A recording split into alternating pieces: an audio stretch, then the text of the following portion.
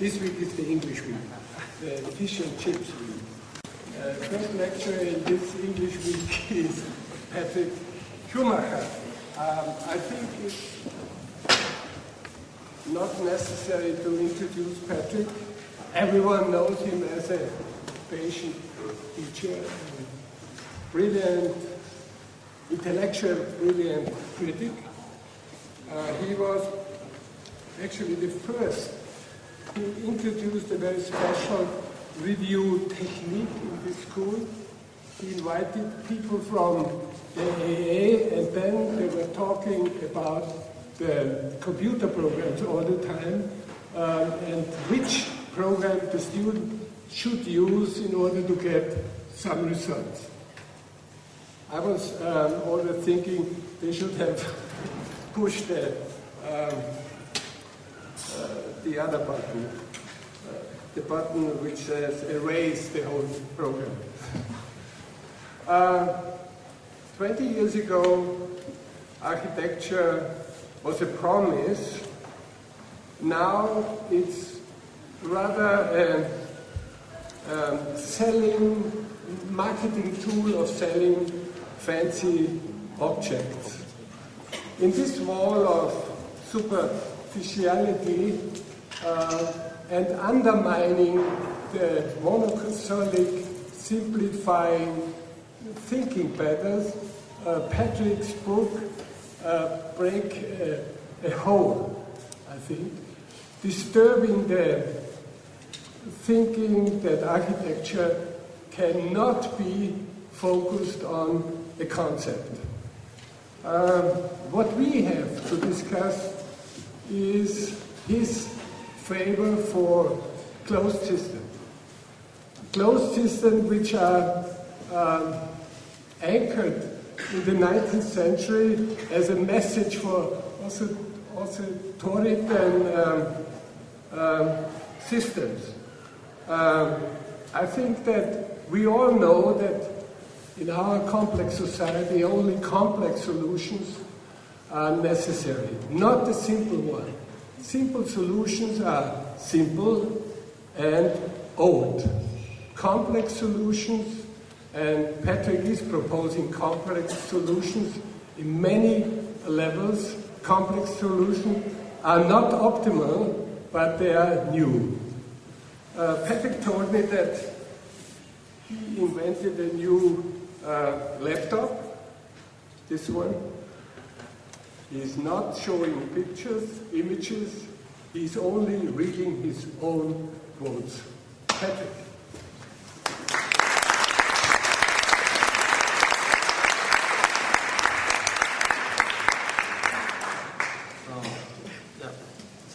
Thanks a lot, Wolf, for the nice introduction, and thank you for offering this platform and being part of this relatively decent lineup of speakers. I will try to make this a kind of lecture in the early stages of this event, and then hope to slowly transform it into a kind of seminar. Hope that there's a discussion, some questions, and please feel free to ask. I'll be very soft on you and try to respond and get into dialogue with you. So the title of the lecture is The Societal Function of Architecture. It's the first time I'm speaking about this particular aspect of the theory of architectural operators. I've only done a few lectures on the book anyway so far, and mostly supported by slides. So this is also a new experience, and that's why I feel more comfortable turning it into a seminar halfway through it. I'm not sure how much time there is overall. I thought about an hour and a half max, with hopefully a lot of discussion. So the question, what is the societal function of architecture, is I think a legitimate question. It's perhaps a necessary and important question, important for the self-regulation and self-determination of the discipline, which is the key aspect of the theory of architectural autopoiesis, that architecture is a self-regulating discourse with no authority over it, neither politicians nor clients being able to instruct what architecture is and how it responds to contemporary challenges. But this question is rarely posed. So perhaps it is assumed to be obvious, but is it obvious? So my first question to you is, are there any answers here in the room? So what is the societal function of architecture? What is the purpose of architecture? Any ideas? Proposals? From the floor, we can enter the discussion right here. Intercept at any time. So, well, what are we doing as architects? We produce buildings. What do buildings do? I mean, you could point to shelter, protection, keep us dry and warm, but is that what requires a kind of academic discipline? Do we need kind of Wolf Briggs, Dean Draglin to do that? I doubt it. So, what do buildings do? Are we just doing buildings, or perhaps we're doing beautiful buildings? So, is that what it is? Are we artists, therefore? Or are we doing particularly well-functioning buildings? Does that mean that we are engineers? Or are we just doing original buildings? Does that mean that architecture is a kind of an end in itself, a kind of play, like perhaps Eisenman and Kippers sometimes assume?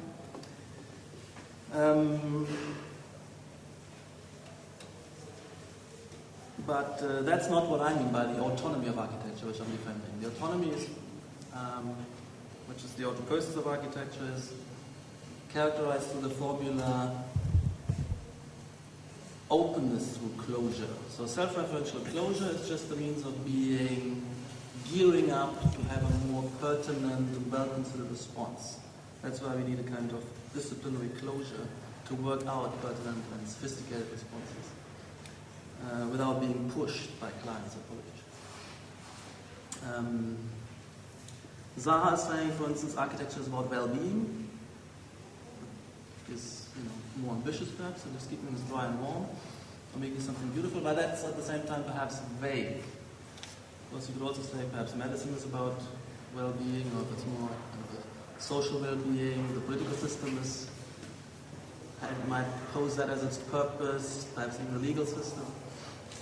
So, can we be more specific? And that's what I'm trying to elaborate this evening. I think I want to introduce an important distinction at this point also, which is a distinction between architecture and mere building.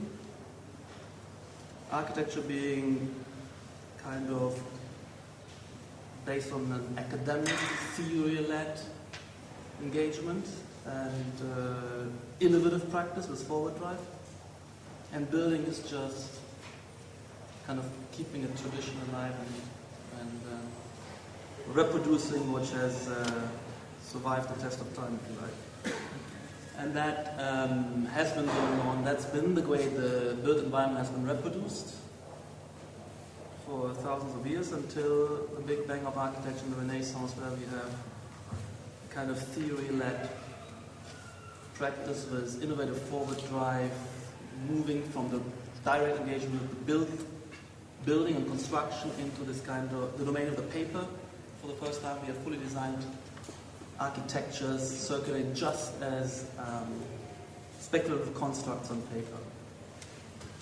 But I'm stepping back because what architecture delivers through a kind of paper discourse, through a theory-led discourse, in the final analysis, it's still tied to what the built environment does for society, and that has been kind of a primordial contribution all the way through history, not just starting with, let's say, a specific specialized discourse.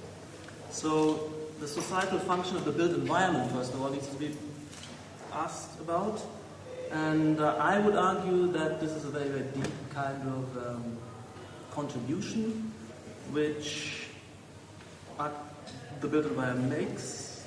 It's a crucial factor, I would argue, in the Menschwerdung, in the emergence and becoming of mankind, in the construction ultimately of society, that means. And I want to elaborate this a little bit with a piece of reading from the manuscript. That is the small segment of volume 2, which has been submitted to the publishers. So here the chapter I want to read is the built environment as indispensable substrate of societal evolution. So I'm raising the stakes a bit. In this way, so society can only evolve with a simultaneous ordering and articulation of space. The elaboration of a built environment, however haphazard, precarious and based on accident rather than purpose and intention originally, seems to be a necessary condition for the build-up of any stable social order. The gradual build-up of a social system must go hand in hand with the gradual build-up of an artificial spatial order. That's a statement which is simply corroborated by all of history of mankind, if you like. All societies are based on architectures. Social orders therefore require spatial order. The social process needs the built environment as a plane of inscription where it can leave traces that then serve to build up and stabilize social structures that in turn allow the further elaboration of more complex social processes. The importance here is relative stability and cross-generational accumulation of structure and order in the built environment, which is another kind of quasi-genetic substrate of the evolution on top of the genetic code, because without that we stay in the animal kingdom, if you like. So the evolution of society goes hand in hand with the evolution of its habitat, understood as ordering frame, and that's an important category I'm introducing. The spatial order of the human habitat is both an immediate physical ordering apparatus that separates and connects social actors and their activities, and, second important dimension of this, mnemotechnic substrates for the inscription of social memory. These inscriptions might at first be an unintended side effect of the various activities which unfold and produce these environments. Then, given spatial arrangements are functionally adapted and elaborated further, then they are further marked and underlined by ornaments which make them more conspicuous. Well, that's also important. It becomes a kind of quasi-memory, as I would call it. The result is a gradual build-up of a spatio-morphological system of signification. Thus emerges a semantically charged built environment that provides a differentiated system of settings that help social actors to orient themselves with respect to the different communicative situations that constitute the social life process of the community. I think it's important to point out here that this same deep role is not only played by a kind of elaborated and evolving physical environment, but also everything which later on turns into what we now call all the design disciplines. So it is about dress codes, clothing, makeup, the articulation of social persona and social distinctions through these means, as well as the artifactual world which continues. Both ends have a kind of operational quality in sustaining life, but also picks up this kind of semantic dimension. So the system of social settings as a system of distinctions and relations uses both the positional identification of places, that means spatial position, and the morphological identification of places, in brackets, ornamental marking, as props for the social communication process. Indications for this formative nexus between social and spatial structure bound within social anthropology, attesting to the crucial importance of stable spatio-morphological settings for the initial emergence and stabilization of all societies. In the analysis of the social structure of primitive societies, the drawing of a village plan, for instance, often serves as the most succinct summary and point of reference. So that's the kind of, a lot of anthropology is focusing on, that's the raw material of anthropological analysis, if you like.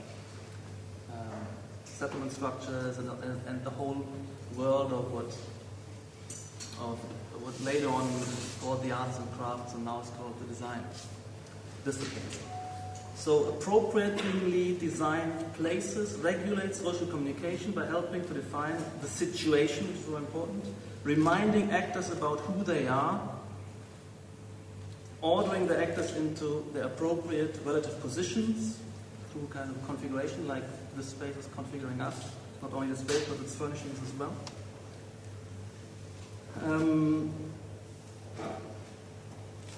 So the semiological dimension of the built environment is already coming into play here as the built environment develops from the state of vernacular tradition to the state where it is advanced by the haute process of architecture. The task of conscious semiological articulation arises. So it has been always already operating, and I think each sophisticated designer knows how to navigate these domains of signification intuitively. And if they can't get it right, the client will notch them on to a certain extent, but it remains the responsibility of the architectural discourse to elaborate this. But I think so far has not been made a conscious, or rarely and fragmentary only made a conscious dimension of upgrading architecture's expertise as an intellectual project. So the importance of the spatio-morphological setting as defining and framing of defining frame for social communication has also been recognized within sociology and social psychology. Irving Joffman, for instance, was very much aware of the need for frames and assemblages of sign equipment, as he calls it, that structure social communication. So I'm quoting Joffman here. First, there is a setting involving furniture, decor, physical layout, and other background items which supply the scenery and stage props for the spate of human actors played out before, within, or upon it. A setting tends to stay put, geographically speaking, so that those who would use a particular setting as part of their performance cannot begin their act until they have brought themselves to the appropriate place and must terminate the performance when they leave it. And that goes for every single communicative interaction. And my whole theme is based on communication theory, and architecture takes the universal claim for structuring frames for communicative interaction, which is the kind of communication which operates between people present to each other. And this kind of interaction is never it's always structured. A system of places, spatial frames, as well as, clothing, fashion systems, artifacts, props. We rarely communicate out naked in the wilderness, do we? I think that is critical. And I sometimes have this thought experiment to understand what this total apparatus, this giant sorting and communication machine of the city produces, and how it sustains a complex social communication process. Just have to imagine a kind of large city like Vienna or London to be raised, and you roll out a kind of empty tarmac field and have 1 million naked bodies kind of trying to understand who they are, who to gather with, what to do next. I mean, you know that there's an enormous amount of embedded and accumulated intelligence and information processing within there. And when we kind of are relatively simple response mechanisms, and we are kind of jerking through and retrieving information embedded in these rich, layered and sedimented information structures. It's a bit reminded by Herbert Simon, who says the kind of complexity of the jittery and complex path of the ant is in the environment and not in the ant, which is a very simple algorithm. And we are slightly more complex, but still, I see this that the complexity of social processes is in the built environment to a large extent. And that's what we're working on and elaborating further into the future. Where was I? So the built environment remains a powerful tool of organization, sorting and ordering people and their activities. It is important to grasp that the ordering capacity of spatial arrangements and the specific order provided is not an independent objective property of the respective built spatial arrangements, but crystallizes only in the pattern of utilization that it catalyzes. So there is a kind of dialectic operating. Complexity is always in the interaction. And that's where you can also reutilize and reinscribe meanings into older sedimented structures. But this is always a relatively small process, slow process. There's a lot of redundancy and some degree of mutation, selection, further reproduction, innovation. The built environment, plus some more mobile artifacts like furnishings, tools, clothes, etc., together engage in an inextricable metabolism or ecology, which is, according to the theory of architectural aphorisms, best described as a system of communications. As the built environment develops from the state of vernacular tradition, that brings back the distinction between architecture and building, to the state of architecture, the task of conscious semiological articulation arises. Architectural settings are to be designed as framing communications, as permanent broadcasts that function as constraining and enabling premises for all further communications as are to be expected within the respective spaces and settings. Architectural settings are communications that help to define and structure social institutions. And each setting is, in fact, operating as a communication, is also attributed to somebody communicating. So all the spaces here are attributed, in this case, to an institution like the Angewandte. So they have the full recognition of that communication, because all spaces are attributed, not necessarily to the designer, but to the host, who is offering and utilizing the setting to stage its social communication events. At that point, I'm not finished, but we could intercept. Is there any questions at that stage? Queries, challenges? Yeah. You described sort of intelligence to this buildup of description and continuity in that system. Yeah. Could you describe that intelligence? Because you describe it as sort of active or sort of ordering and sorting. Is that an invisible hand? Where does that intelligence come from? Of this ordering and sorting? Is that us? That's more kind of the way our language is, has to express everything through verbs. I think that what it is definitely a constraining and cajoling and also triggering substratum, which becomes active, of course, in the way we rely on it and engage with it and are responding to it and have been conditioned to respond, to remember and recognize. So the active part, ultimately, if you like, is perhaps in the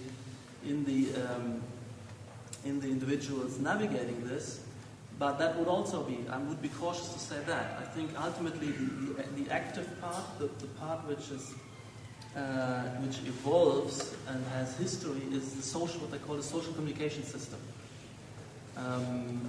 in which each of individual reaction, responses, conditionings to otherwise inert, yes, admittedly inert, obviously, environments, is structured. So I don't know if that answers the question, but I think so. the verbal, that have to express this through verbs, gives it a sense that there's a kind of active force, but it's only in the dialectic with the evolving social system that you can attribute this kind of ordering capacity to it. Also comparing this with the absence of such an ordering substratum, or compared with the different, maybe more simple structures, you see that the capacity of the overall system, which is always embedded within such complexly evolved environments, then you can attribute the capacity to it. Then you say, here is a kind of at least an indispensable ingredient to the social order which emerges, and can only emerge on the back of it, through it, as a kind of cross-cultural, cross-generationally sedimented, call it evolutionary substrate. So I think you're a bit hooked.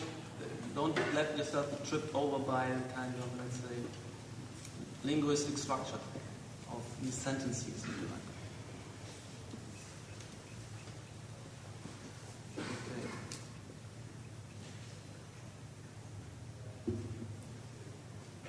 Can I ask Yeah. Why do you think, or why is your proposal that architecture is a kind of alphabetic system? In a way, you can transpose any discourse in a sort of relativistic approach and say that every discourse is alphabetic in a way. So why has architecture this privileged status of being alphabetic? Oh, you're 100% right. Every social system in social system theory is a kind of emergent phenomenon, an autocratic phenomenon. So the category of communication system is extremely broad, as is the category of communication. So I will elaborate this for a bit. Communication is, I poke you, I just look at you a bit harshly, I say something to you, I pay you something, I ignore you, is also communication. But also the space of that is a communication, because it frames as a kind of a premise, a law, which is hovering in the back of the minds, and we know what is a communication.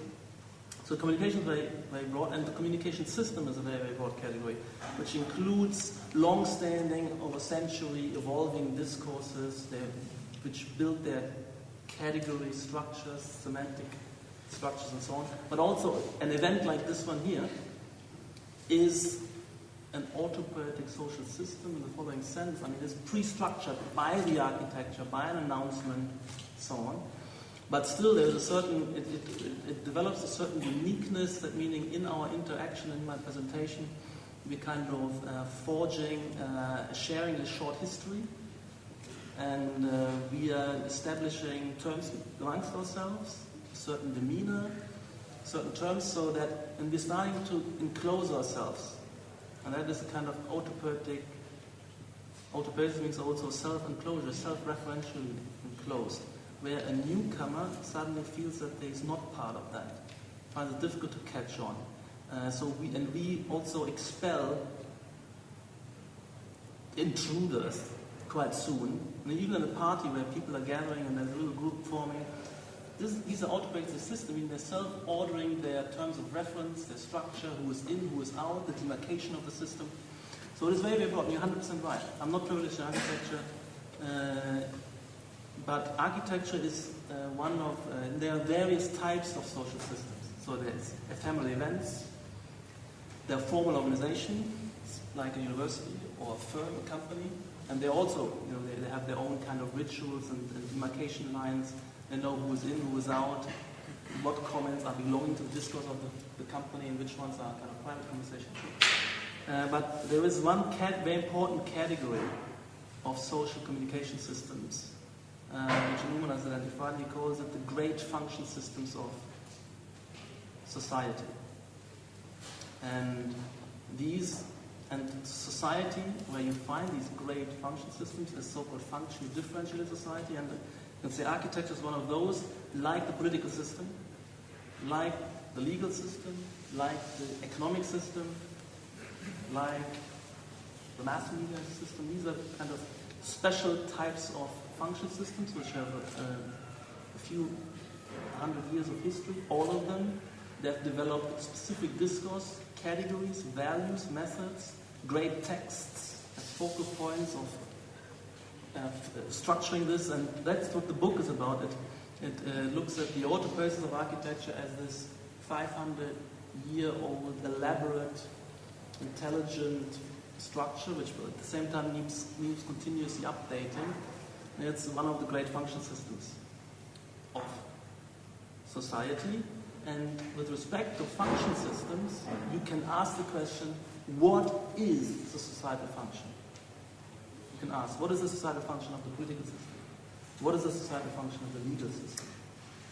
And as far as Luhmann is concerned, each of these has a unique societal function addressing a unique problematic or exigency which all societies have to face.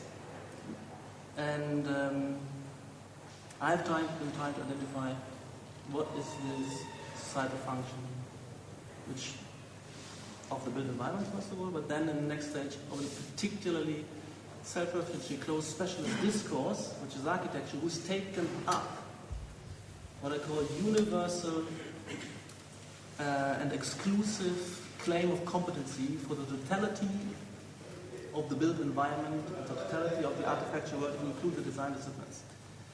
And there is the societal function for each system which acts as the evolutionary attractor to forge this kind of self-referentially closed system, specialized to deliver this function. So all social systems, to wrap this up, are autocratic systems, but there are some very powerful, important subsystems of contemporary or modern society, great function systems. Yeah.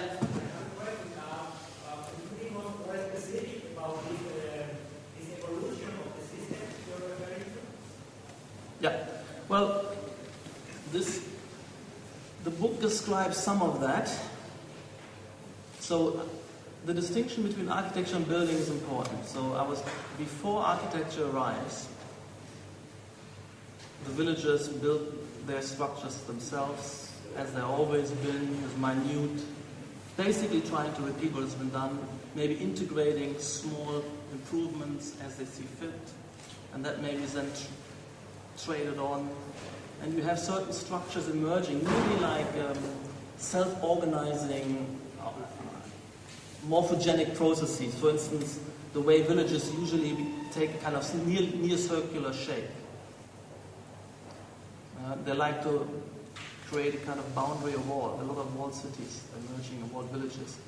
And some of the way these emerge have to do with kind of local rules, developing global orders. They're not consciously planned.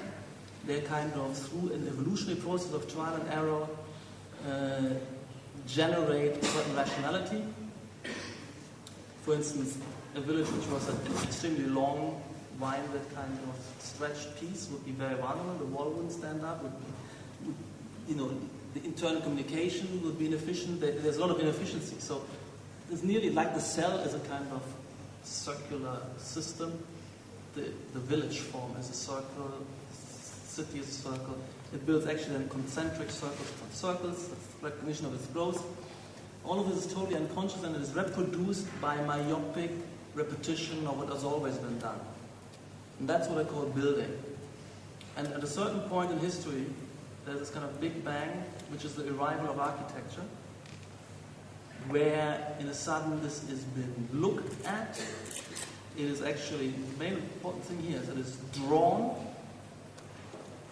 and immediately becomes a point of discourse, criticism, and innovation. You have the ideal city with the Renaissance, which, when you look at it closer, it's just a kind of rationalization and geometrization of what has evolved as a medieval city anyway. It's not, innovation is kind of not that large, but once you've drawn it out onto the kind of domain of speculation, the paper domain, and you start write about it, talk about it, ask question about it, make and also innovate, and you want to propose innovations. You got to you have a discourse, and you have a huge acceleration of the evolution, and that's the kind of ultimate raison d'être of each of these specialized intellectual enterprises, which architecture has become. But the same with the political system.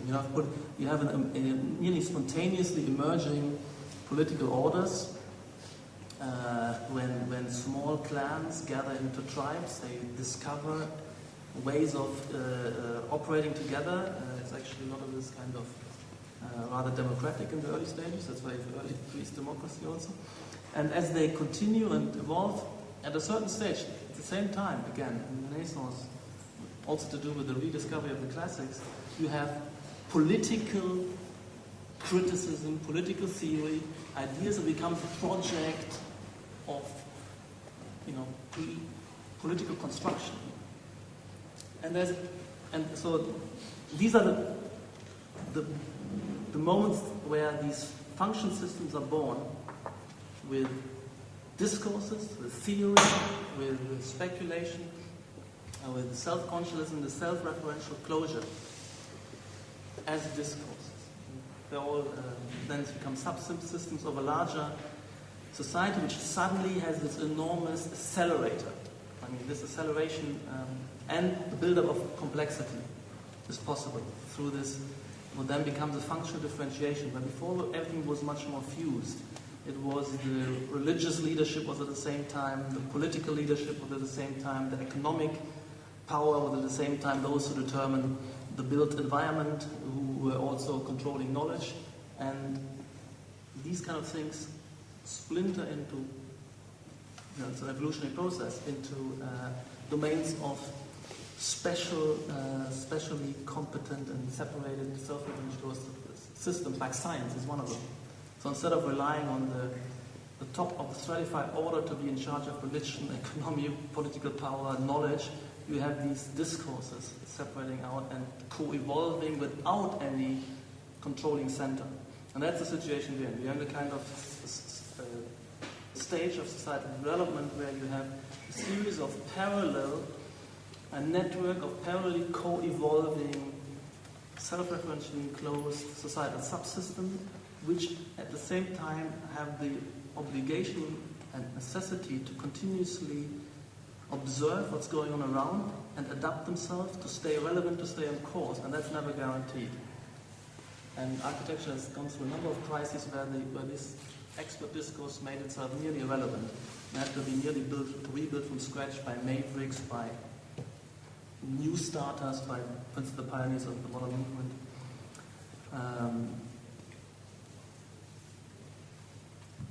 I hope that answers your question.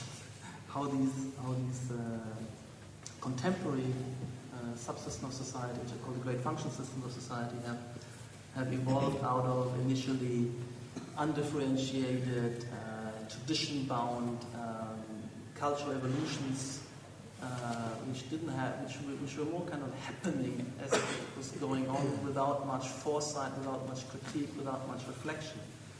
But what happened since, and this book is kind of another level and loop in this, that the necessity to step out and build up layers of reflection in what I call the great self-description of these function systems is an important factor in the overall guidance of these disciplines, because they do run into crises, and that engenders a kind of reassessment of the tasks, readaptation of the pertinent ways forward, and in my terms also the development of a new style, which kind of programs and reprograms the discipline's forward trajectory.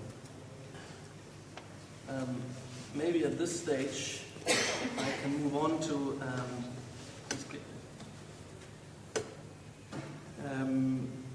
a note on what this, let's say, emphasis on architecture as first of all the discourse of system of communication, but also its product as framing communications delivered to all the other systems of communication which society consists on. So some kind of architecture is delivered to us as this ephemeral event within the kind of organization. So this is framing communication, as I said. The core competency, so of architecture, you think about it this way, is therefore no longer, and for a long time no longer, kind of the technical competency of putting together a construction. That is more and more taken up by engineering specialists, even to the point that now we can't even detail a facade or anything at all. So we become these pure designers, and more the question becomes, what is our core competency? And in my terms, is the competency of organization and articulation, which is then unfolded into an expertise of dealing with how things are perceived, comprehended, and that turns into kind of phenomenological dimension and the semiological dimension. So in volume 2, I'm emphasizing this project of the semiological project, and see there the kind of core competency. Once everything else has been more and more kind of drawn into an engineering competency, what's left for the architect? That was my question. And the other aspect is, part of that is the handling of what we call the aesthetic dimension of this. It's linked into this. And I want to maybe read a few remarks at this stage which help us to demarcate architecture from science and science engineering on one hand and from art on the other hand, and leads us to a discussion of aesthetic values and aesthetics and the category of beauty, and why that's so relevant, and we keep obsessing about it, whether we admit it or not. It takes up 80% of our work. So I'm going to read this text.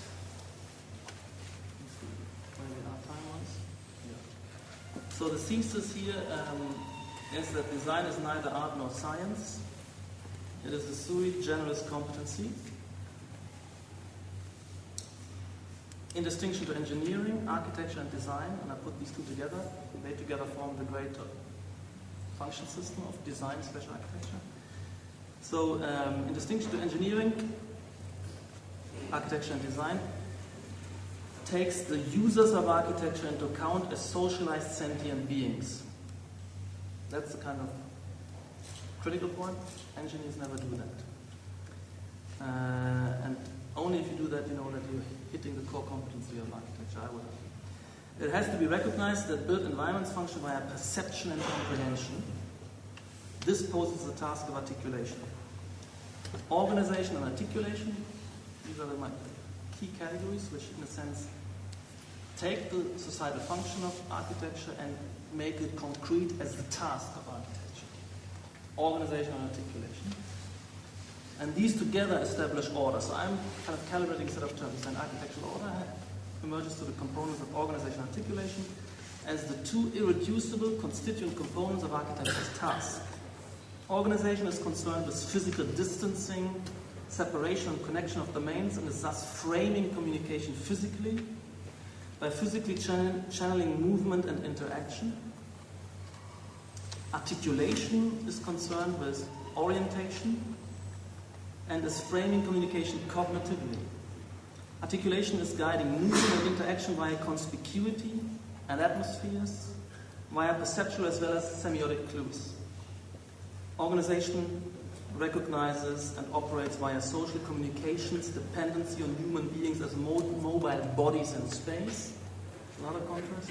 While articulation recognizes and operates via social communications, dependency on human beings as perceiving, comprehending subjects. You can see in this kind of formulation that what really counts is the social system. And we as kind of human beings are kind of launched within that, but as an organization picks us up as bodies, and articulation picks us up as perceiving, comprehending subject. So architectural order involves the task dimensions of organization and articulation, the latter comprising phenomenological and semiological articulation. The unique expertise or core competency of architecture is therefore the establishment of order, the organizing and making legible of social relations, the framing, that is the structuring and priming of social communication interactions. And by priming, is really important to see to see the definition of a communicatory situation as a fundamental problem. If you have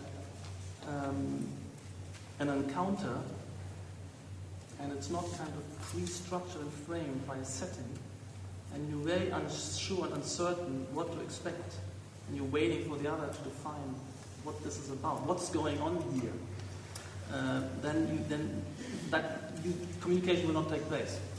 The situation is blocked.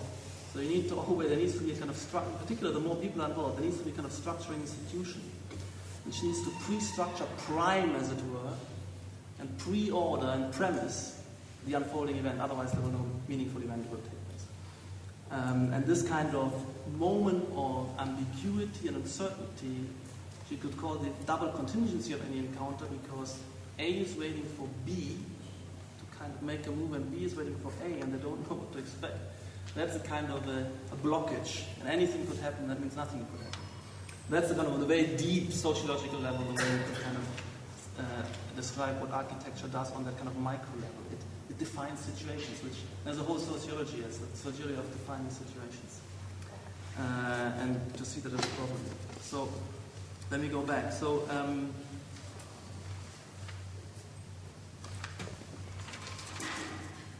spatial framing supports the ordering and temporary stabilization of patterns of communication.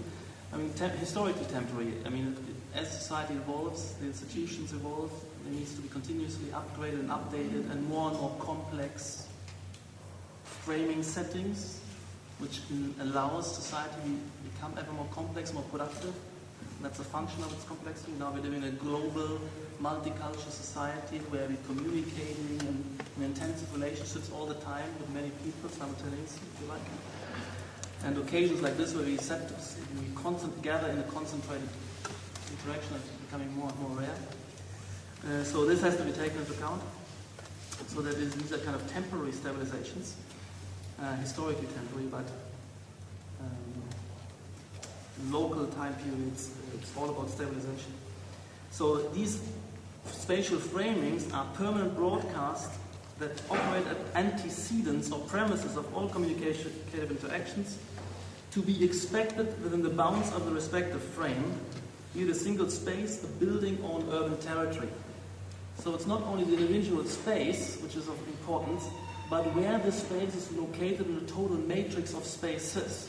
It's not only do you to know what to do, what to expect. So you dress up for an occasion, you go into a certain setting, but also to find pertinent and meaningful partners of communication. They can only find each other through that kind of ordered matrix of spaces.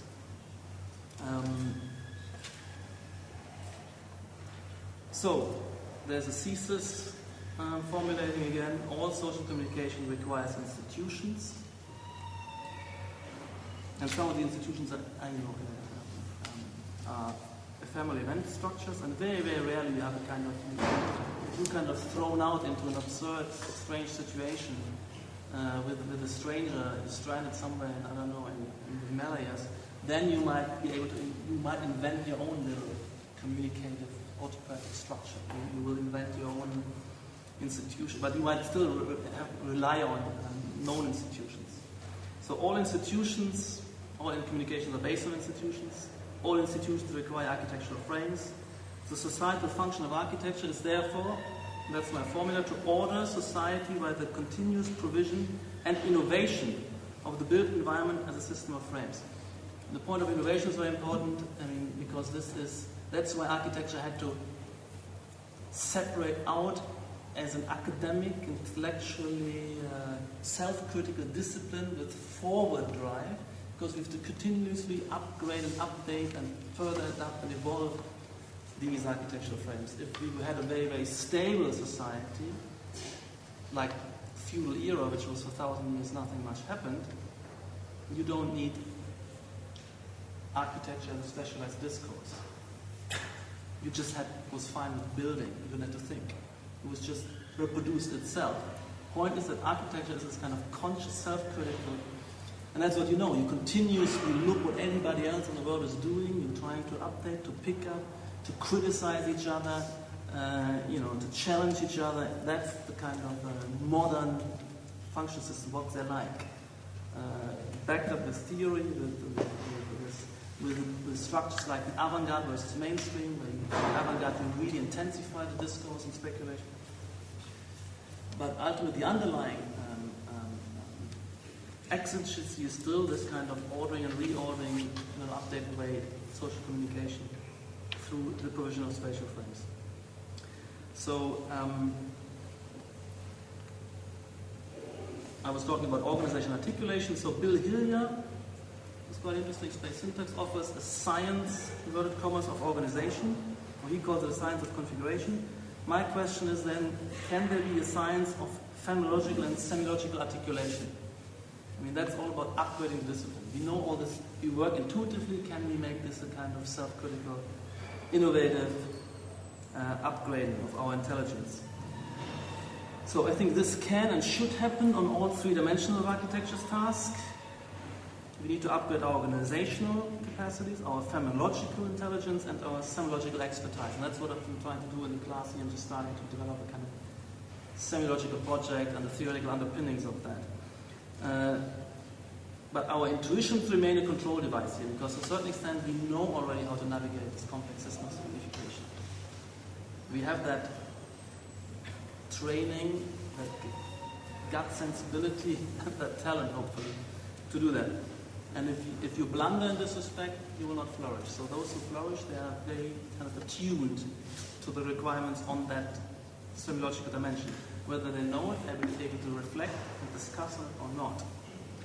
So yes, I think there can be and must be a science-informed normative theory of these dimensions, but, that's important, design is not a science.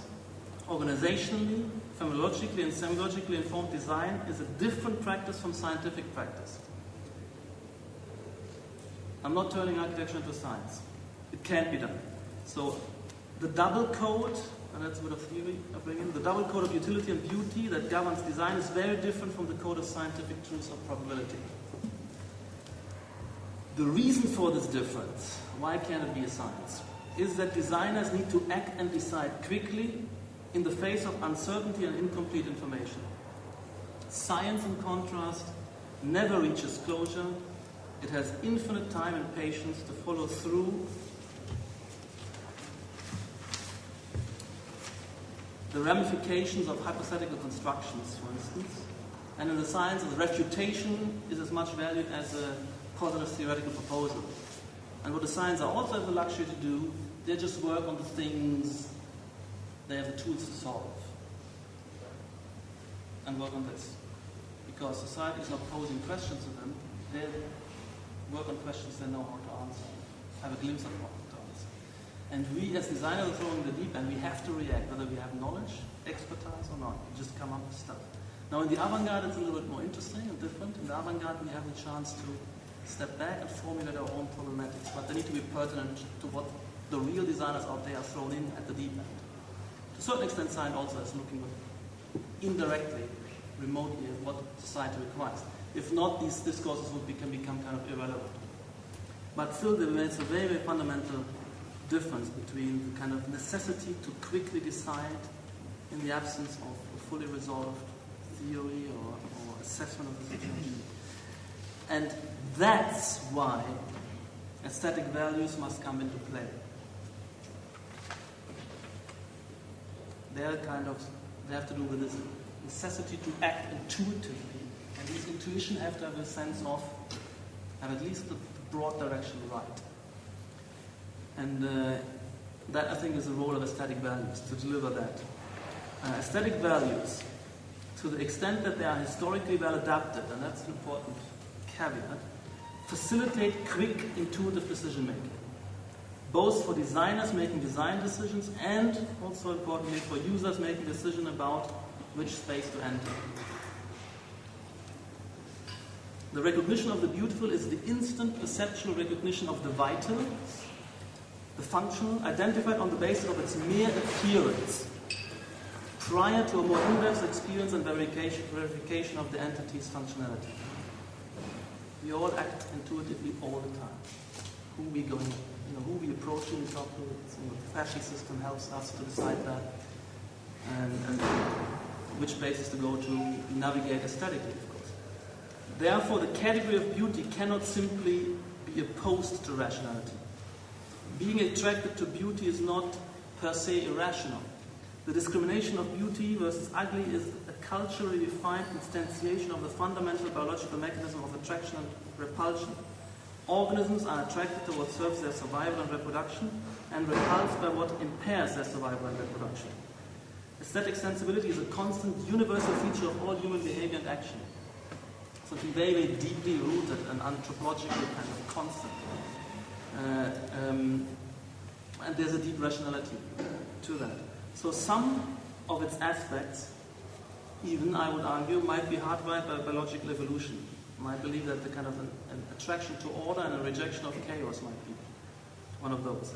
Other aspects are culturally evolved and imparted, yet other aspects might be based on individual conditioning. So we also have idiosyncrasies of what we like and don't like. One thing is important, in a fast evolving society, which changes its patterns of communication and what it demands for each individual, you have to continuously relearn and adapt and develop your aesthetic sensibilities and also your moral sensibilities. You can't just, you might have the wrong sensibilities, which prevent you from entering the most vital and active and productive arenas. So all of this implies that aesthetic appeal can be subjected to rational analysis and criticism. We cannot trust our sensibilities blindly. They need to be subjected to a critique that queries their historical pertinence. For instance, I hope, or I believe I can demonstrate by rational argument that a classical or modernist or minimalist sensibility is impairing the contemporary subject's capacity to fully participate in the most advanced, vital and productive of today's life processes. The question has to be posed in terms of the aesthetic sensibilities we all rely on. Do we have the right sensibilities? And so aesthetic values, that's the third thesis in this kind of little paper, encapsulate condensed collective experiences with useful dogmas. Their inherent inertia implies that they progress via revolution rather than evolution. So we rely on them and we move with them until we hit the kind of point of crisis. We're kind of forced to change them and relearn them. And sometimes a whole culture is forced to relearn its aesthetic sensibilities, and sometimes a function system, a discourse like architecture, had to be revolutionized. And architecture and modernism, the crisis of modernism was one such moment, and people like Wolff, in fact, are one of the great revolutionizers of aesthetic sensibilities. And they really had to you had to relearn. I mean, at the same time, you had to kind of, it's a bit like the move from these slick, we call it, science fiction movies of the late 60s, moving to a kind of Blade Runner sensibility. That's, I think, in parallel to what Wolff was doing. We had to suddenly develop a lust for contradiction, complexity, and intensification of perhaps messy communicative interactions rather than design that kind of the clean, separated out, orderly, and sanitized. So aesthetic values must be revolutionized if societal conditions or technological opportunities change. You might also just miss out on technological opportunities if you have the wrong sensibilities. You still love these kind of symmetries and proportional system based on heavy stone structures, for instance. And then you lose out on opportunities. Clients vote with their commissions. Users vote with their feet. And you simply, crisis of modernism means simply the audience was just going elsewhere. The formulae, sensibilities, predilections, also methods and categories of discussing architecture were simply bankrupt at that period. So the in-depth rational critique of aesthetic values is a matter of theoretical reflection, often triggered by a crisis, for instance the crisis of historicism after World War I, or the crisis of modernism in the 1970s. The in-depth rational critique of aesthetic values cannot take place in the heat of the design process. That's also important. Nor in the heat of the ongoing life process. I mean, I reflect on my sensibilities, I work on them, but in the fray of my engagement out there, I'm going to rely on my gut reactions and sensibilities. I can't do it any other way. I can't kind of wait before I approach somebody and have a ponderous theoretical reflection upon it. That in the design process is the same. I can't kind of open up the question of which style to work with, which aesthetic values are historically pertinent each kind of step in my design process or with each new project I'm engaging. There's a moment of reflection. I might even, somebody, the division of labor, some reflect, others, fall in love with the style, gain the sense that this intuition can be trusted, and then you just work on it. These become productive dogmas. And I'm saying that styles move from become canonized into useful, productive dogmas, and finally, in the end up as degenerate dogmas and need to be revolutionized. So argument and analysis can only confirm a general operational program for the application of the code values of beautiful and ugly. These programs are familiar to us. They are the styles to which we are committed, to which we must be at any time committed as potent designers, discriminating clients, and productive users. All of these they buy in and have their aesthetic values. Both aesthetic values and styles within which they are canonized are necessary communication structures of a vital theory is only meaningful if it becomes an active force. And that's the difference. That's why I say this theory launches itself within the auto process of architecture. It starts descriptive and becomes normative. It becomes to a certain extent proselytizing even, a manifesto, because I'm an architect who is defending what I'm doing and I want to bring the force of all you behind the project actually. But this is not something I'm inventing like a kind of invented utopia. It's based on a long-term observation and the fact that there is already a convergence. And I don't think any theory or proposal can succeed if it isn't deeply rooted in an already ongoing tendencies. I mean, that's what you also learn from Marx. Or the phrase, you have to be on the right side of history. You have to kind of, what you can do if anything, if you want to be an active agent, you should participate in something which is already rolling ahead to a certain extent. And it needs maybe some guidance, some acceleration, some shifting of its force, but you can't kind of step away and negate everything. So I think it's always 95% description and 5%, to have a level for the 5% contribution forward, this forward drive. So it is, yes, it must be, at this stage we've built up for over 500 years, a very, very rich, sophisticated, let's say, deeply layered architectural intelligence. You can't, in a single lifetime, compete with it and think you can reinvent all its terms. I think the principle is for me anyway, it's always a kind of, the working hypothesis is always to understand the rational of the real, to understand what we are achieving and how we are achieving it. And you cannot say what's going on is all crap, and even modernism wasn't a mistake. It was for me a stunning achievement of changing and then you move, and then what has happened since, there's a lot of achievement, figures like yourself, like Zaha, there's all the kind of protagonists of a revolutionary period. There were kind of challenges, there was a kind of proliferation and speculation of options, there's a selection process.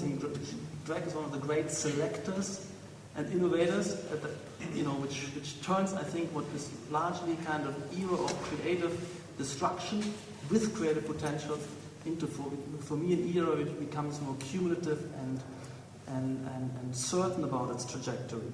And that's why I reflect that we've been working for 15, 20 years on very, very nearly stable, similar lines, just homing in more and more, burdening and loading up more and more these ideas and concepts. But it's very important that this is kind of the dialectic. You have to You have to react or observe, take a position, and then take a bet of joining this train. There's some other trains still running. There's a minimalist train moving. There's some idiotic movements even in Britain, which is there's a kind of the Historical Architecture Society of the RIBA, which going. I mean, there's some absurd things going on. There's Rem, who's a kind of great agitator and figure to look at, but I've positioned myself and can argue my direction, which is not my direction, which is the direction of nearly a large part of a generation with a lot of protagonists. So I'm reacting to that. I think we're on the right side of history with that. Yeah, my question was, is your theory based on an analysis of the past and projecting the possibilities of the future? Or in other words, is it necessary to build a building or architecture in order to prove this theory? Yes, also I even believe that. I mean, I believe that your stuff, I mean, let's say the stuff, you're proving also your point. With your, let's say, the major large buildings we're starting to do, large important parts of the city, they're no longer just manifesto projects. We have to deliver. And I think we have delivered a number of projects which are high performance, state of the art, the best architecture gift to contemporary society in some of the projects. So we're out of this stage. So that's the kind of move from avant-garde to mainstream. It's not yet mainstream because it's too small group. But the projects, the BMW project, I think, the Maxis, the Innsbruck stations and so on, they're high performance projects as far as I'm concerned. You can demonstrate. Some of earlier structures like Vita was just a manifesto project because who cares what a fire station is doing at the provincial factory. Or the Riedfeld House was a manifesto project of its time. Nobody cares about single family house at that stage and so on. But I think we have to, I think it's urgently that we start to deliver. Huh? It's a very good defensive argument. I like that argument for me. Because, but the European Central Bank, I mean, that too, it's not a whole statement. I tell you, it's difficult enough. But the other thing is, when you are describing the process of making architecture, and you are separate architecture from science, you know that I heard a lecture from of a young scientist. He argued the same way like you did, namely that they don't know where they are going. They are operating on a field of uncertainty, and they have to decide very quickly in order to get a solution which is not a solution. So, yeah. It's interesting. So why are you separating science from architecture and architecture from art? I understand it as a marketing tool, not in a bad sense. No, not in a bad sense, but just to explain the position of an architect, because we are going down, and we all know that our profession is not surviving the next 15 years. Well, the distinction between art and architecture,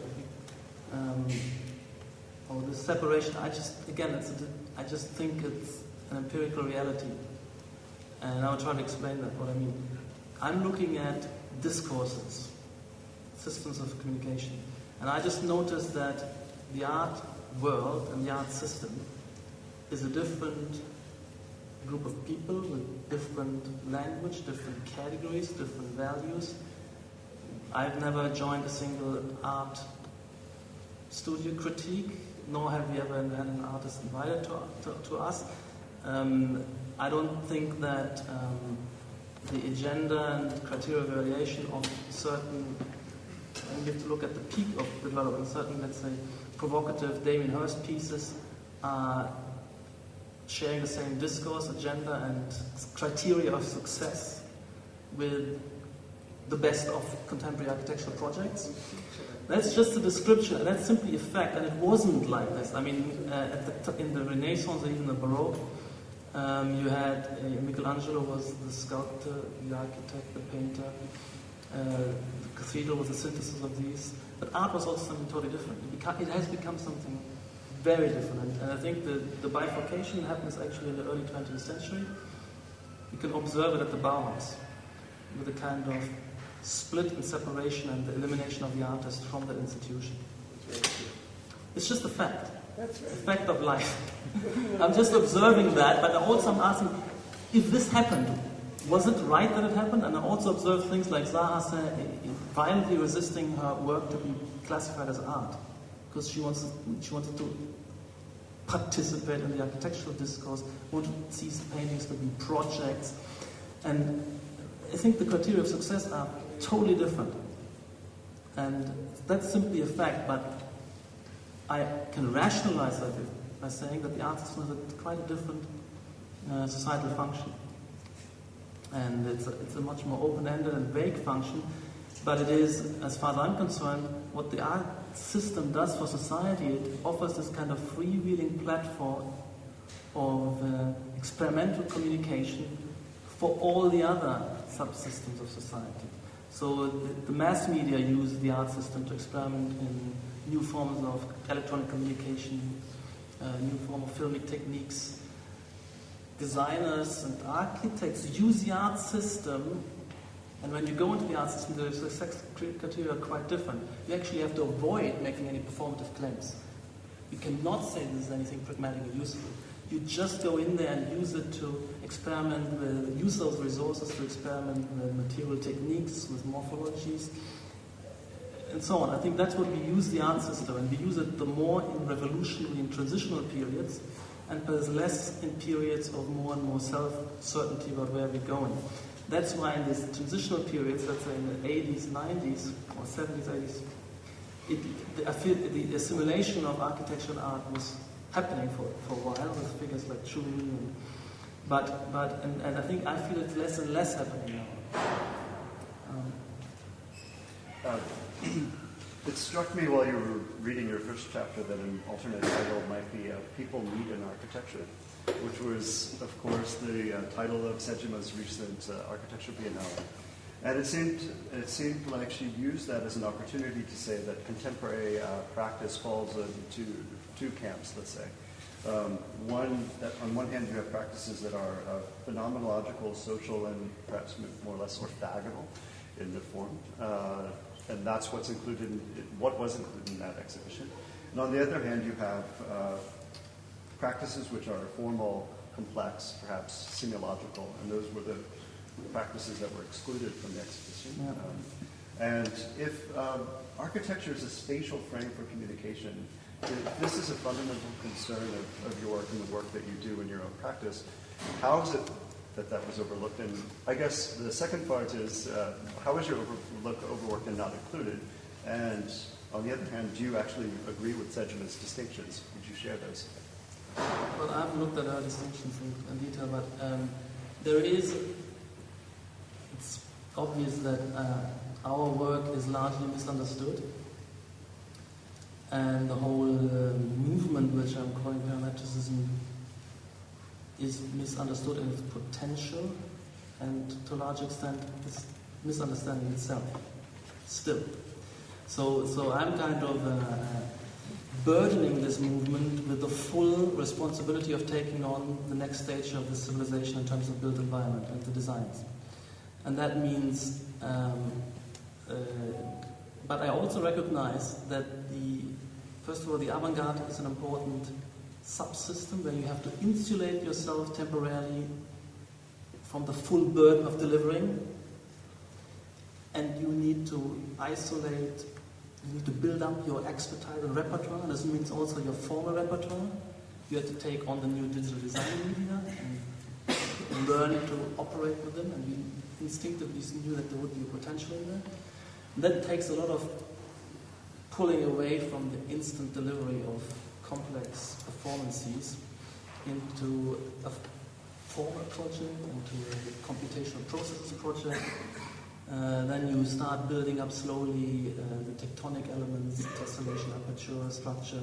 But you still, you started to look at what these how we might use these single surfaces and so on for organizing social programs, but very, very slowly, still with a very, very heavy focus on the expansion of the formal repertoire. And that looked at impatiently from the outset from other parts of the avant-garde, is dismissed as irrelevant, formal ranking, irresponsible rejection of the task of architecture. And partly it is true because the self-consciousness of those, the best and most versatile, productive, formalist and formal repertoire developers, they need to really have that consciousness. They need to be free of that burden, to fully indulge and proliferate and be productive. And then there needs to be those who select this and understand that, then that needs to be brought back into more fuller discourse. I see that was my role, even in the early parts of the DRL. I've seen what Greg has been doing, what Jeff has been doing before I took over the DRL there, and that this is great. There's a lot of potential. This is contemporary. That what contemporary spatial scenarios the city should be feeling and looking like, to be high performance in terms of what I call post-forest network society. And so I started burdening this with particularly interesting programs, like, for instance, corporate organization and the most contemporary, that's a network organizations with complex multi-layered bureau landschafts. But this was already high-performance programs. So already, but the movement itself was still a little self-absorbed. And it's nearly the same with science in the early stages. They're focusing on the mathematics, on developing the apparatus. They can't yet model the real reality. Any economic theory in the initial stages is very abstract and self-absorbed in the kind of elaboration of its conceptual structures. Any prediction is, failing and so on. So that's to be expected, but we have to see the long perspective. So I believe that if you have a interest in the sociological structures, which are those which are the most advanced and contemporary, most productive parts of society, you need to precisely look at parametricism. That's where we can, out of this, we can deliver these. And so I think that at the same time, there are those people who are working on understanding, analyzing what are the contemporary social processes, what are the processes of urbanization, making a lot of analytic, observant about what happens in contemporary cities, the multicultural city, the kind of migrant patterns on the social, building up a kind of description of the tasks, building up an analysis of the social processes which are relevant, which architecture will have to deal with. And these are two, in this division of labor, and these two strands of investigation is also necessary, because you can't do them both at the same time. And they need to be independently developed. So you need to develop a kind of sensibility and understanding of the programmatic functional layer, and you need to develop a kind of sophisticated repertoire building on the formal level, the spatial ordering repertoire, but in the end they need to be brought together, and that's why my concept of style has this kind of insistence on a functional heuristics and the formal heuristics of parametricism. So the functional, yeah? I'm just curious.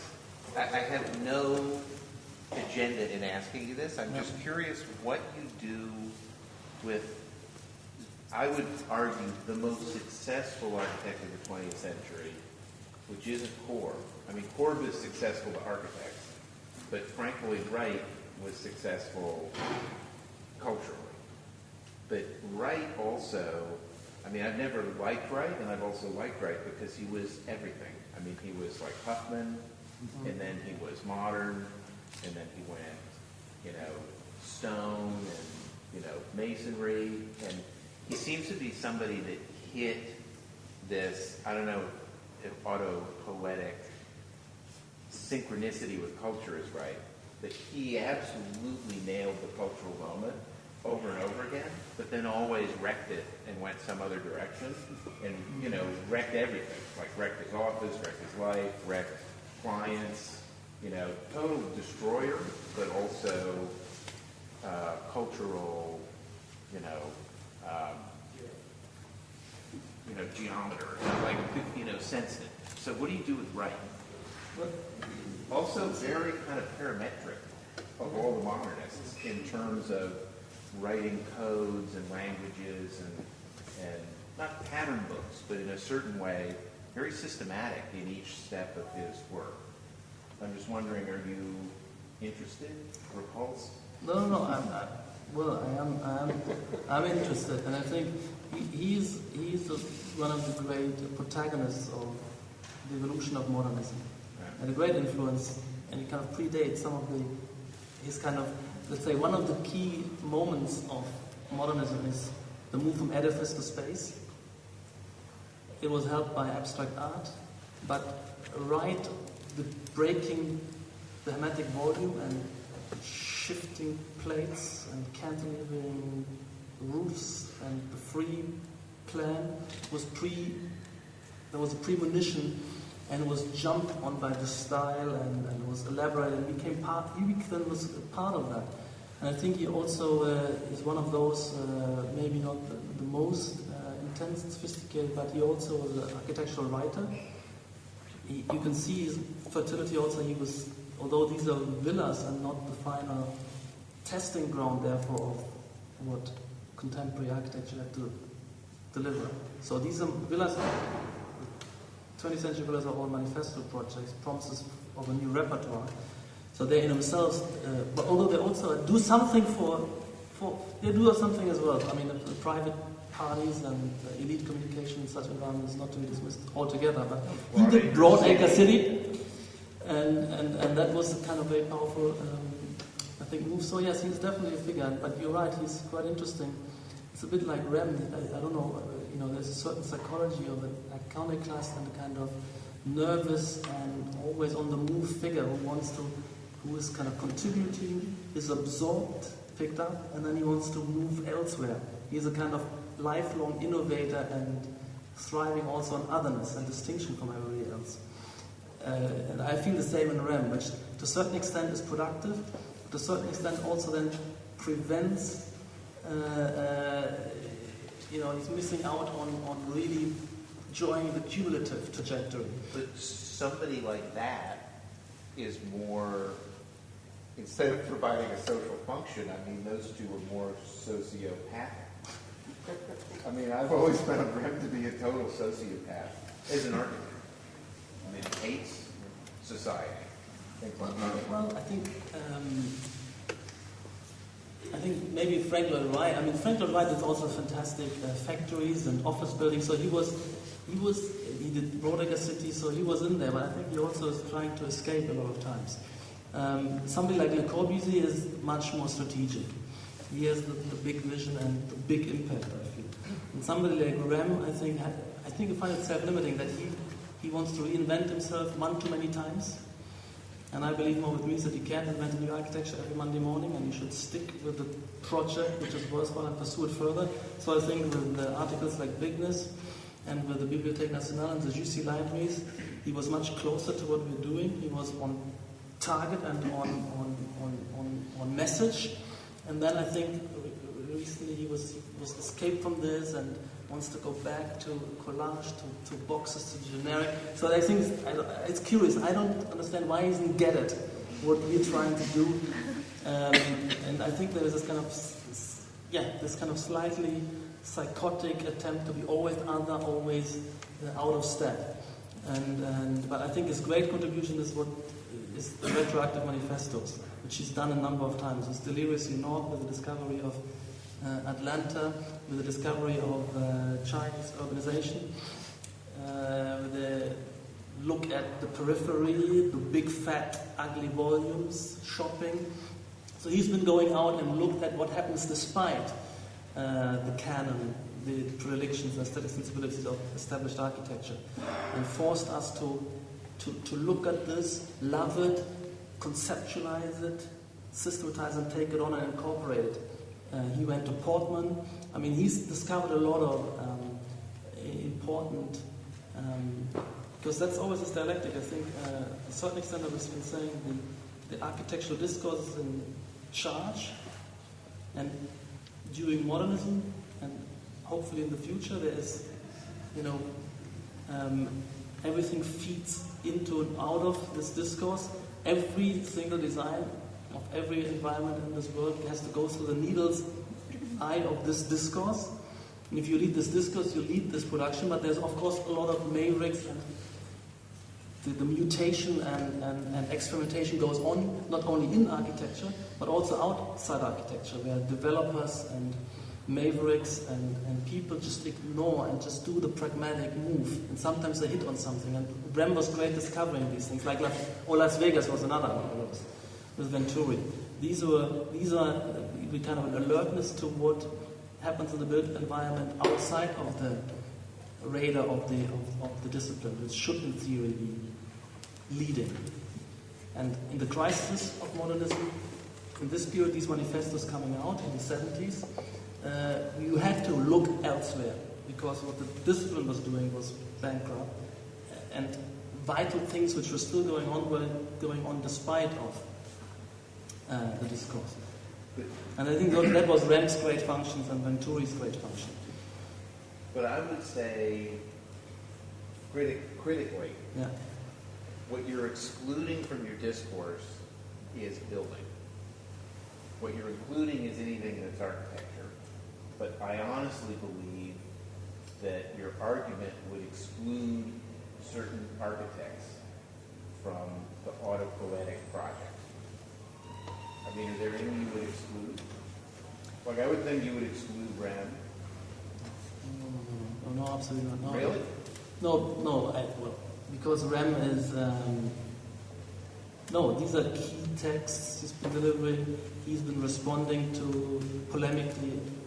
He's a central node in the discourse. He's been coming to the A every 2 years. He's been teaching there. I mean, but by his force of will, or by his resonance with culture? By what he lives and breathes, what he seeks, what he thinks his audience is, what he wants to contribute to.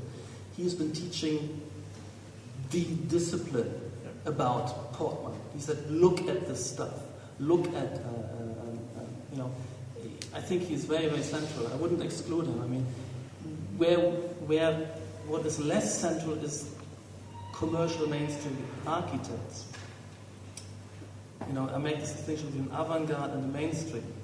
But I can't exclude mainstream, because the mainstream is also, when you take KPF or any, let's say, you're not talking about vernacular. The vernacular, which happens out there in India, is still traditional buildings outside. But any architecture, whether it's a commercial form, whatever they are able to do is on the back of an evolved discipline. Maybe it's not the latest stages, maybe it's, they're always 10, 15 years behind, but they are participating and they are delivering something which the discourse has worked up as a way of operating. And to a certain extent, they're also picking up continuously from the avant-garde. So as you look at now what KPF is doing, what SOM is doing, how versatile their repertoire has become in terms of using more complex geometries to adapt to more complex sites. I'm not even against that. It's you can criticize it. It's not driven and pure in terms of, for instance, the theoretical agendas we would promote, but they're still participating. And so I would only exclude vernacular. I exclude all vernacular, but all professional architects are included somehow. As long as they have a discourse.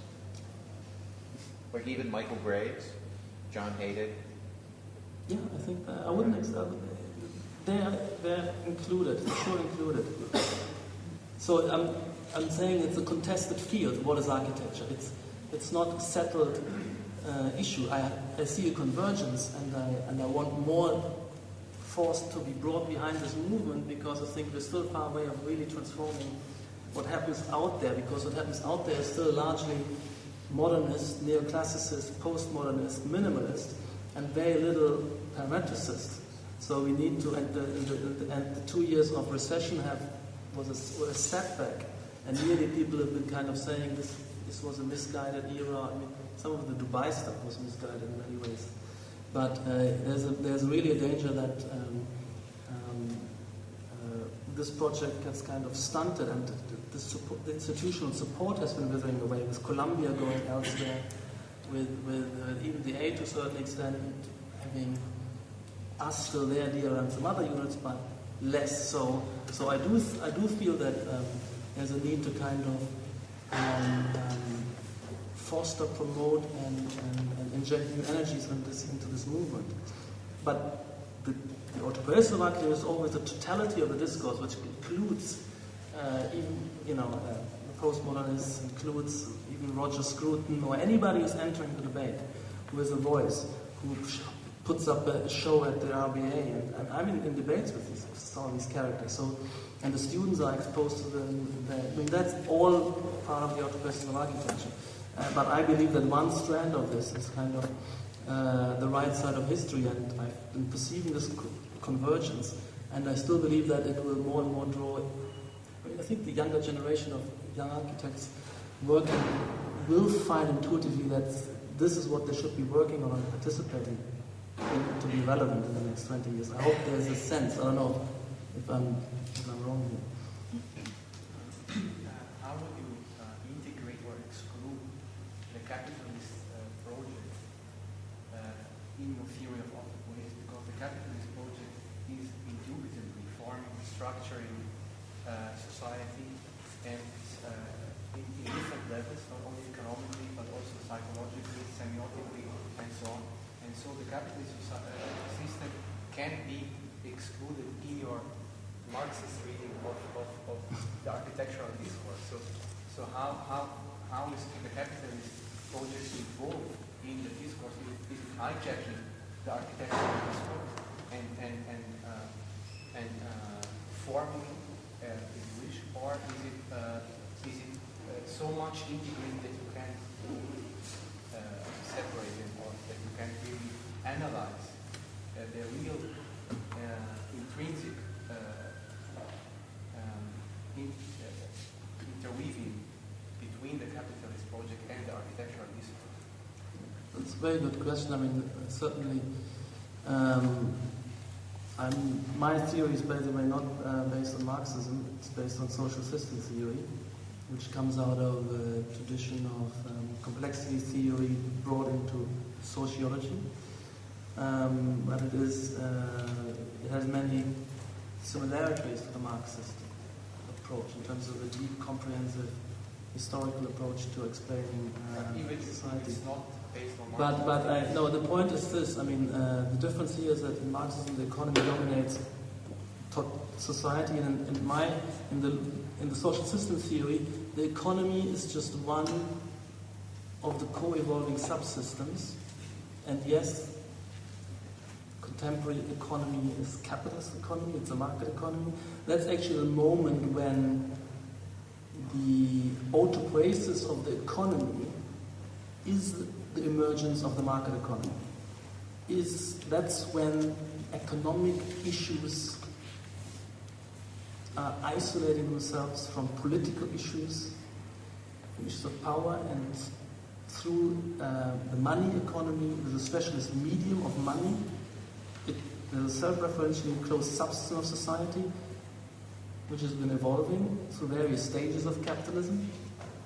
And some of the stages have been initially mercantilism, then laissez-faire capitalism, then imperialism and social welfare state, mixed economy. You don't consider capitalism as a despotic system? No. I exactly not. I believe that, well, I've made this choice.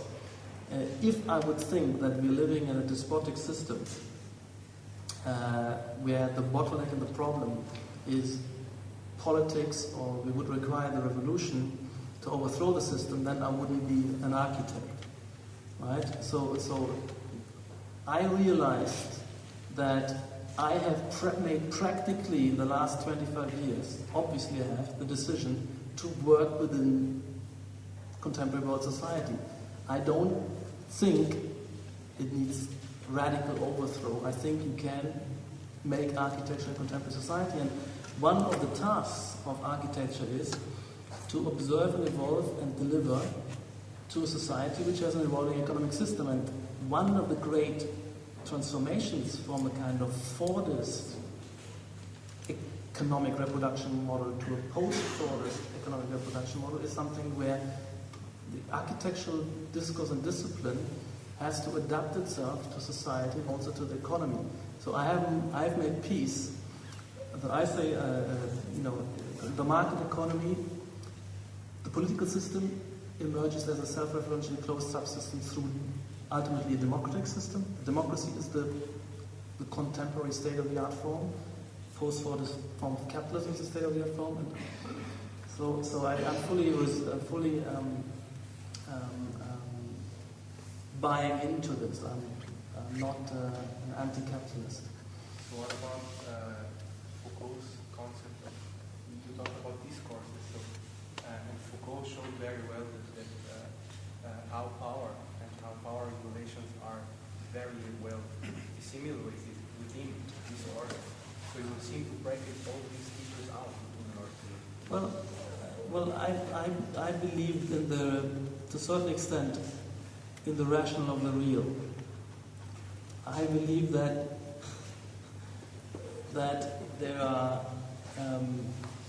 what happened, the collapse of communism, the globalization, these processes which we've been observing over the last 30 years coincide with an enormous increase in the global level of productivity, right? And technological innovations, new levels of freedom and communications, the internet.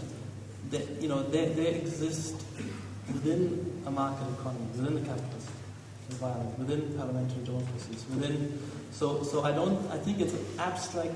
I reject this kind of abstract utopian stance of radical critique. I'm not blaming Foucault for it because in the 1960s things were less clear. There seems to be the potential for global world revolution and establishment of a different order and so on. But I think at 2010, that stance is kind of just the wrong side of history. History gone elsewhere, and I want to be on the right side of history and go with it. But that will be volume 2, architecture and politics. I make my position clear enough. It's a little bit surprising that you say that at the moment things seem to be very clear when the whole of North Africa is totally unclear what is going to happen, and a lot of systems that for some time gave stability to, let's say, to our welfare because they took care of most of the oil that exists in this world, now is in a state of turmoil. Nobody, I guess not even analysts in the banks in Wall Street know what is going to happen. So I'm a little bit surprised how you think that things are so stable and everybody knows what the course of society is. And the other thing is even if productivity was is at levels as it has never been before, it might also be so that the productivity is so efficient that we kill the planet. And if you only argue on this technological level, I think you are, bound in a kind of tool discussion on what we have as tools, but you don't really discuss the ends. No, I think it's important what you say. Let's say, also with respect to the relationship of systems theory to Marxism, the deep grounding of, or the most profound category for me is the category of productivity. But it's not just material output per time unit. It incorporates something less easy to measure, which is working conditions and per output unit, and also the ecological burdening which is produced per output unit. These externalities have to be, they're folded into a more enhanced and sophisticated concept of productivity. So that's important, and the sustainability discourse and social sustainability is folded in there. But if I look at what happens in what has been called the Arab Revolution or the Arab Awakening, I don't see radical different models appearing. I see that just a kind of catching up of parts of the developing world with the most advanced models. They call it, whether they manage to achieve it, whether they have an understanding of all the conditions which need to be placed to establish a sophisticated rule of law, multi-party democracy with institutional guarantees and processes. That I don't know, but the model they're looking for is just a catching up, overcoming seemingly anachronistic regimes. And I think the same will happen in China. And there's no different political system on view, and there's no different economic system in view. What they would like to see is parliamentary democracy with a more properly instituted market processes where competition is fair, where institutional processes are more convergent. So that's, I think you can compare to a certain extent, let's say, the marketization of the economy, the democratization of politics, the legal system turned from a kind of rule of God to rule of nature into positivist understanding of the legal process, continuous innovation. All of these systems are about making continuously adaptive these systems, and in terms of architecture, the equivalent to that, these are modern achievements, is the spatialization of architecture, edifice to space.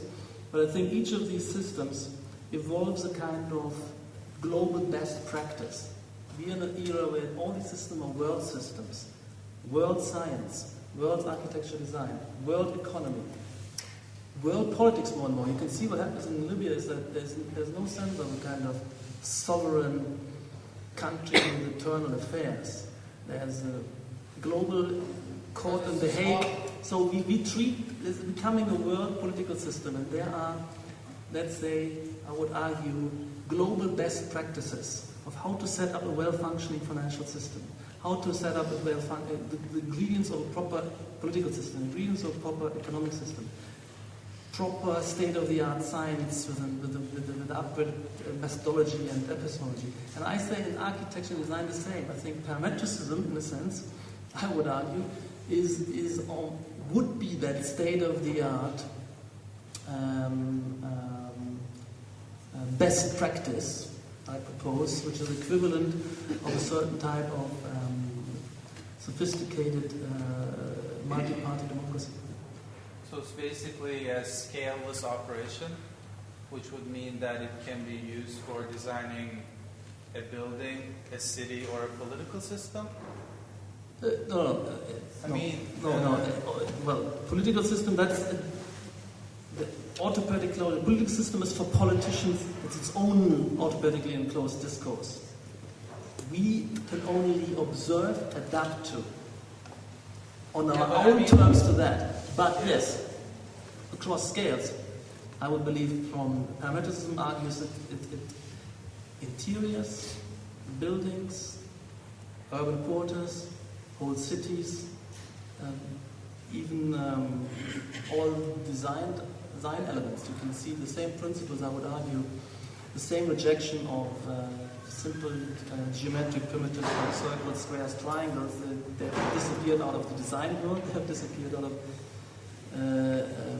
architecture, they've disappeared out of urbanism.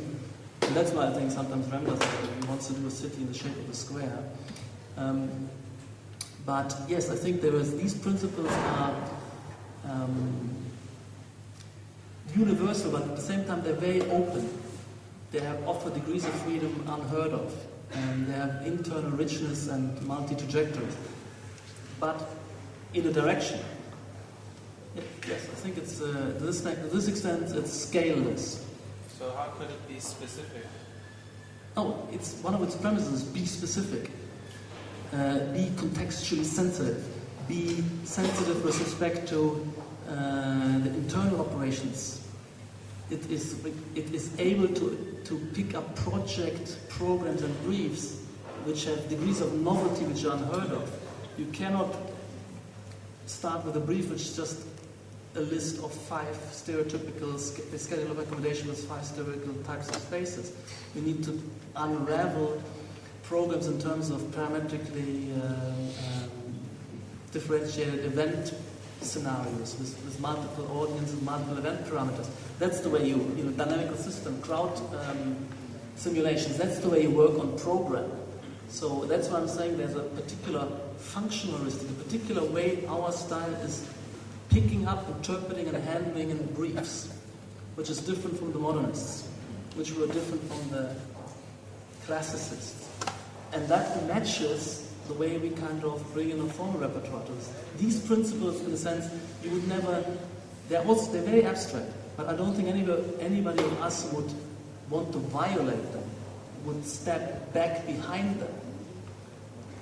You can no longer go back.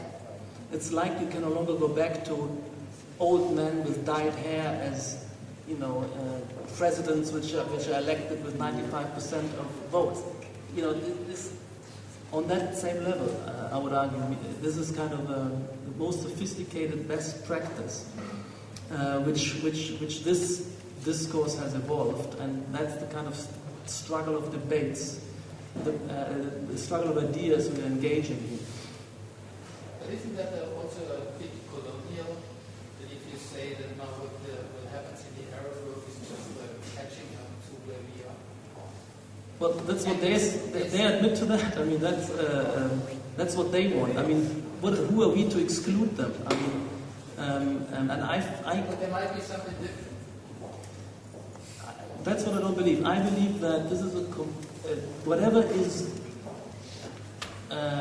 this kind of, let's say, moving, evolving thing, which I've just hinted at as a kind of contemporary best practice, is continuously worked on and competitively refined, where Europe and the different countries within it compete with America, compete with Japan. China's just still picking up and learning and introducing. But they are owning the US. At the moment, they own the US already to a big part. I mean, they're not catching up. No, but in terms of institutional structures, they actually have a conscious project of, they know they have to introduce democracy sooner or later to remain viable and progressive, and they have such ideas and programs. And I think, but there's enough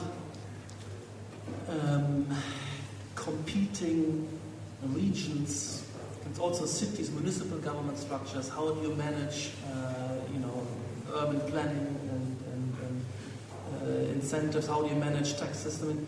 How do you upgrade legal systems? How do you develop economic frames? How do you develop your built environment? That's what all these centers and hothouses compete for and compete around. And I think that's what we should observe. I think we should consciously look for the most advanced centers of productivity around the world. I mean, that's why I was so keen to win the kind of competition for Google Campus in San Francisco. I mean, this is the kind of thing where you can, if you manage to allow them to make the next stage of social communication, of high productivity environments and so on, that would become a model, that would become a kind of aspect of the state of the art. I do believe it's a world system, and anything we design now, it's on the internet. The next day, everybody's looking at it, and everybody can contribute. If I pick up something somebody in India does and throws it on the internet, it gathers kind of momentum behind it. I need to adapt my relevancy and learn from it. That's why these things are more than ever world discourses. The same as the scientific papers which are circulating. I think it's a kind of competitive, but I don't think there's no meaning in insisting on a kind of, they have slogans like this, Chinese solution. There is no Chinese solution. Seemingly they could attain levels of efficiency in terms of economy without introducing what the West had always hoped would happen soon, democracy. They have a different combination of practices that we were pretty surprised that this was possible. I don't think so. I mean, the growth rates which China is achieving at the moment, that's easy.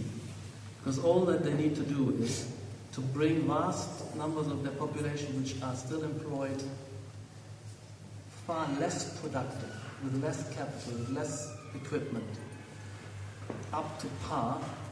If they just import technology, they import management structures, import everything, and put their people, which are already well educated, import education, send people to work, and they just can kind of buy in and put to work more and more of their people state of the art.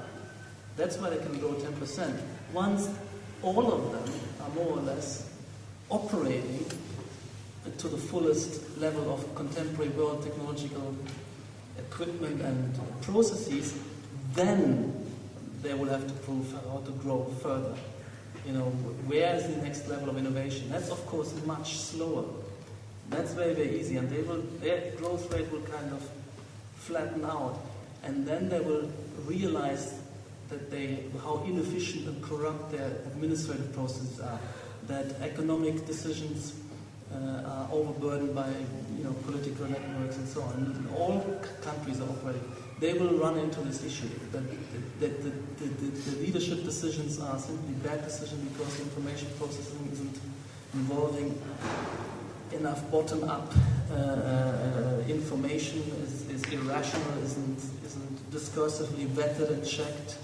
They will certainly fall behind if they don't keep reforming. But I don't think it needs to be thought of as a Western system anymore. This is, Japan is there. All these cultures have at various stages in the history fed into this, and I always find it kind of problematic with these kind of regions which are still ultra-nationalist, like China, which reminds me of what Germany was in the 1930s. That they're kind of blockheading themselves and stopping themselves. They want this kind of insistence on Chineseness is really a schizophrenia. Because that in Japan, it was starting from the Meiji period, this was the major cultural struggle, what means the Western world, how could we keep Japanese culture? And I think the story of late 19th century and 20th century architecture up to Kangi was nothing else but what is Japanese and what is not. And Steve Suzuki wrote a book, I think, 4 years ago, that is talking about the Japanese-ness of Japanese architecture. So, these people perceive that some of the systems they live in are European or Western. It is not so that they simply assimilate it without any resistance. That's a pity. Just a question. I think that even stronger than all the political systems is actually the capitalistic system itself, because that's the system everyone wants to have and everyone is heading after. And I'm questioning if the capitalistic system is a system that is more eating up the architecture as a discursive, media than supporting it.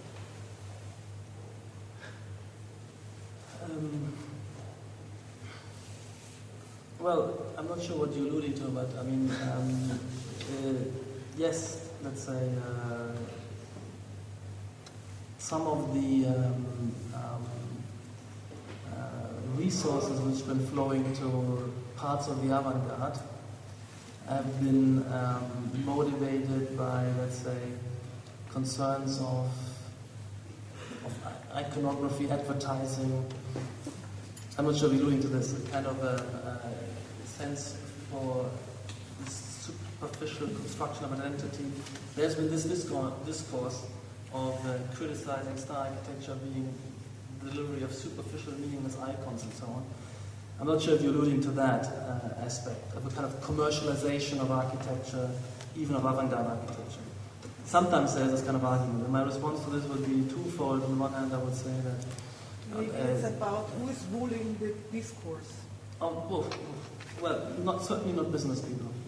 It's people like Greg and Wolf and in what kind of frame, there are different kinds of frames. Yeah, I do believe. I don't think that the discourse of architecture is ruled by economics. I don't believe that. Even though you have to find a publisher who is forced to make money on the book, or as a firm you have to reproduce yourself in an economy through fees. That's not. That's just a constraint. It doesn't tell you what to do and how to do it. You just and so there remains this kind of autonomy, and I don't see that. But what we have to watch out, and what we should be watching out, is for truly productive and flourishing phenomena which happen outside of architecture in what you might call the commercial world, like the career of Portland, or like the kind of flourishing of the periphery, ugly, deep monster buildings. This was that's what we have to.